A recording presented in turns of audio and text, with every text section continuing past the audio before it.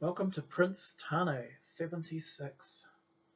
Okay, I decided to abandon Graffiti Bridge project because I was getting stuck in it. I was losing interest in it really, and I think that trying to analyze whole albums and do scores of videos was just getting boring, I guess. So I'm moving on to something different. I was watching the Nightchild and basically Mr Ants like live cast. I missed it again. Sorry guys, I was asleep. I only heard about it when I got up.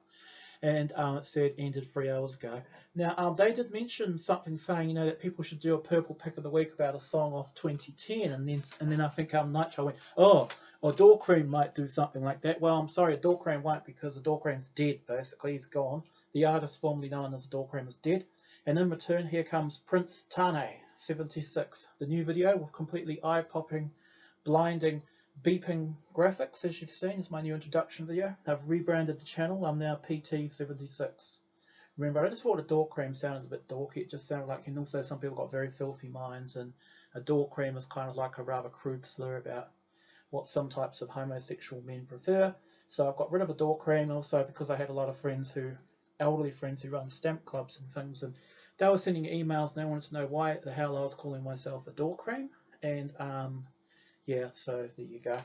Right, we are going to review a song off 2010. I accept you're there, guys, and I think you guys, in return, you have to also review a song making a purple pick of the week, Mr Ants, off 2010. One of the most underrated Prince albums of all time. I know a lot of people just think this is rubbish. I don't. I think this is a solid album. There's no fillers on it. Even like Everybody Loves Me, it's actually quite a funny song.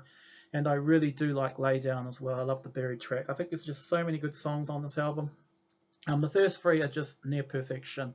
I really like Laveau as well. Walk in Sand is a beautiful ballad. Sea of Everything is actually not that bad. It's actually quite beautiful. I think the best thing I could say about 2010 is just the vocal harmonies in this album are just absolutely incredible. I mean, Prince is just singing his heart out on these tracks.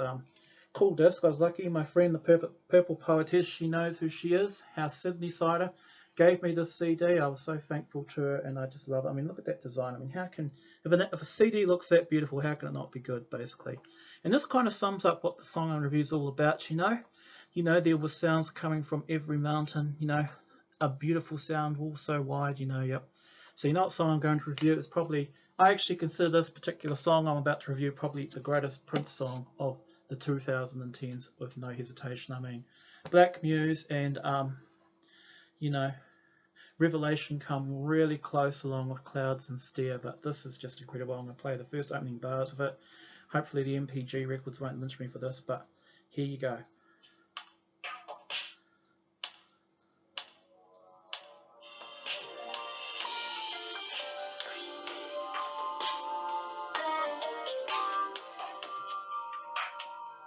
And just with those beautiful Oberheim openings, we've got the Oberheims, we've got a beautiful drum track in the background, we've got the hand claps.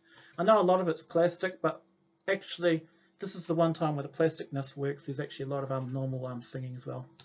Future Soul Song, easily one of the most overlooked Prince songs of the 2010s. This is a magnificent song. Prince is singing, good Lord, I mean, it's a virtual Niagara of voices. Prince starts off going, last night I was dreaming, start singing a deep voice again, and then it goes.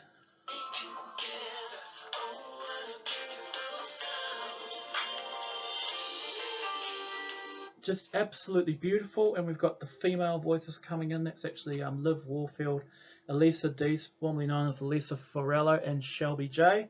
I mean, they just really put some beautiful creamy vocals into it, Future Soul Song is basically about a vocal form of peace. Basically, Prince wakes up, he's having a dream, he's dreaming that he was piloting only by his mind, he couldn't go up or down, but when he came, he heard the most glorious sound, and then also he heard about voices coming from every mountaintop, and then he talks about how in the absence of fear and control, with and all that type of stuff, he's talking about how music can overcome some of the world's things, better than the dogmatic persecution, sing it like you got that right.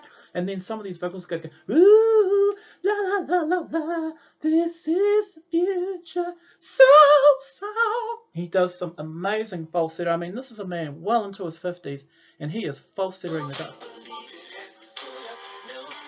This part here.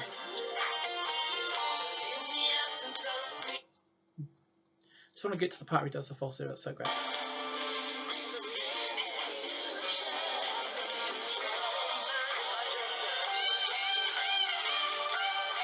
And there's actually several vocal tracks of him and the female. So basically, got two baritone Prince tracks, and they go, in the absence of fear, I could pilot my trains like a drips in my mind.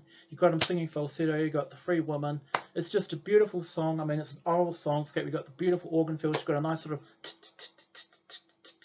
drum track running through it, and then there's the driving guitar break around 3 minutes into the song. It's like, I mean, it's just the most beautiful noise you've ever heard. I mean, criminally underrated song. I mean, if you haven't heard Future Soul Song, I know that the 2010 album is incredibly hard to get. I mean, unless of course you live in the UK and they gave it away with the Daily Mail or something. But I actually have had a look on YouTube. Future Soul Song, you can actually hear it on YouTube, you know, and it's just a great song basically. But there we'll just talk about some of the history of it briefly. Actually, even though it's off the 2010 album, it seems that no one knows exactly when Future Soul Song was first recorded.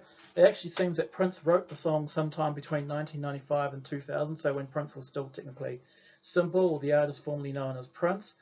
Sometime around 2008, apparently he put some more tracking onto it, and then in November 2009 is basically this version you're hearing now. So we've got the hand claps, we've got the guitar, everything coming in there, and then this part he might be doing the vocals.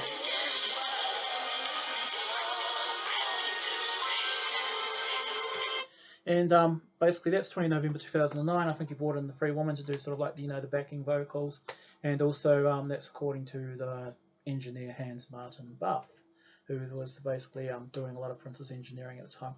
Again, because the song never actually had a single release, I mean, realistically this should have come out as a single, because this probably would have been at least a moderate hit. It's definitely why it's such a good song is because, first of all, it's an incredibly vocal song, and I mean, it's definitely, I've always said the best part about Prince is his absolute perfect singing ability and his ability to just lay down vocal tracks on top of each other. And this is almost like Adore and all those other songs where you just got like Prince singing against 10 backing tapes of his own voice. And I mean, to be honest, I mean, normally I'd say too much production and plastic stuff ruins a song, but here it works. I mean, bringing in the three female singers actually really does just add more cream to the vocals, and it's just, and then also the musical backing, even though it's quite thick, you know, there's something quite lush and almost orchestrated about it, you know what I mean? It lacks any of the clear Fisher type strings, but this is what an electric version of the strings would sound like. And I mean, I can't really talk much more about it. I mean, you just have to put the song on and listen to it because it is severely neglected. I mean, it's a perfect start for PrinceTane76 Picks, basically. And there, I throw the ball into your court, Mr Ants or Nightchild, whoever wants to take this ball and run with it. And peace and be wild, and welcome to PrinceTane76.